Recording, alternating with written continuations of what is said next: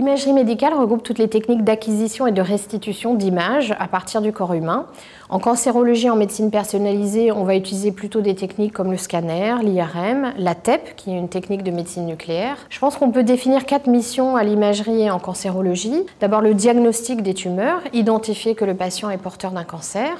Ensuite, le bilan de la maladie, savoir si le cancer s'est étendu aux organes adjacents ou en dehors de cet organe. La troisième mission va être de suivre l'efficacité des traitements. Un patient va recevoir un traitement, il faut qu'on puisse dire au clinicien si ce traitement est efficace ou non. Et la quatrième mission est un petit peu à part, c'est de la radiologie interventionnelle. Et là, on va traiter directement la tumeur guidée par l'image. Donc on appelle ça la thérapie guidée par l'image.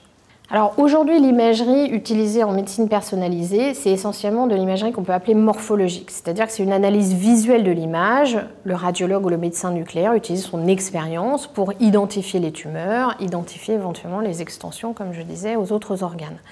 Mais aujourd'hui, on a un développement de techniques nouvelles qu'on peut appeler des techniques avancées, qui sont des techniques d'imagerie fonctionnelle.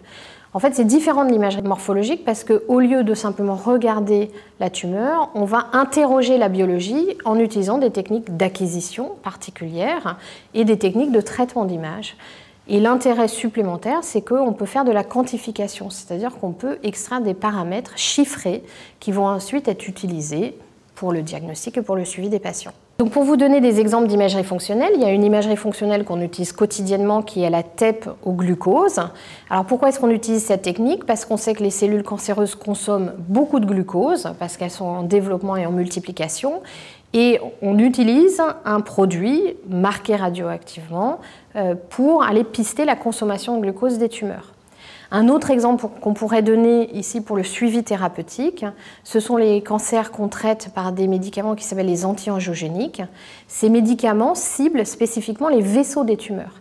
Et du coup, utiliser une technique d'imagerie qui quantifie les vaisseaux dans les tumeurs, ça s'appelle l'imagerie de perfusion, eh bien c'est particulièrement adapté à l'évaluation de ces thérapies. Alors toutes ces techniques d'imagerie fonctionnelle ne sont pas encore passées dans le soin courant, beaucoup d'entre elles sont encore de la recherche, mais le développement futur, ça va être de ne pas en utiliser une, mais d'en utiliser plusieurs et de les combiner ensemble. Chaque fois qu'on rajoutera un paramètre, on va définir plus précisément la tumeur d'un patient individuel. Et c'est là où l'imagerie va être un véritable atout pour la médecine personnalisée. Alors, une des nouvelles stratégies qui peut combiner l'imagerie morphologique et fonctionnelle, c'est d'aller interroger les données directement. Et pour ça, on est aidé par l'essor des techniques bioinformatiques et biostatistiques autour du big data. En fait, l'idée, c'est d'extraire un très grand nombre de paramètres à partir de l'image radiologique, sans hypothèse a priori. Ça a deux intérêts. Le premier intérêt, c'est que ça permet de tester un grand nombre de paramètres simultanément et de faire émerger ceux qui ont le potentiel le plus prometteur pour être utilisés dans la médecine personnalisée. Le deuxième intérêt, c'est qu'il n'y a pas d'hypothèse. Donc, dans la recherche traditionnelle, le chercheur ou le clinicien émet une hypothèse et la teste et met en place un essai clinique. Ici, on n'a aucune hypothèse, on teste tous les paramètres simultanément et ça va potentiellement faire ressortir des paramètres auxquels on n'avait pas pensé précédemment. Donc l'imagerie médicale joue déjà un rôle au quotidien dans la prise en charge des patients, mais toutes ces techniques qu'on a évoquées vont participer au développement de la médecine personnalisée en cancérologie.